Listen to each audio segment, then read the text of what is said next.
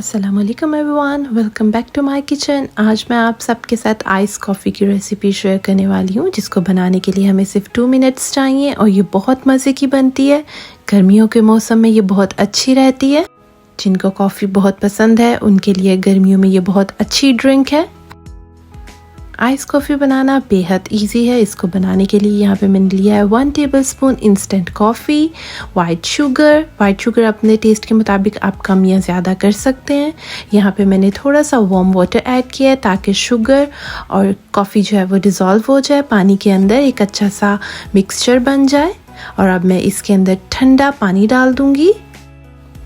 ठंडा पानी आप जितना ज़्यादा डालेंगे आपकी कॉफ़ी उतनी ही थिन बनेगी और ईजी टू डाइजेस्ट होगी। अब मैं ठंडे पानी को अच्छा सा स्टर कर लूँगी कॉफ़ी मिक्सचर के साथ। अब मैंने इसके अंदर ठंडा दूध शामिल कर दिया। यहाँ पे मैं फ्रेश मिल्क का इस्तेमाल कर रही हूँ।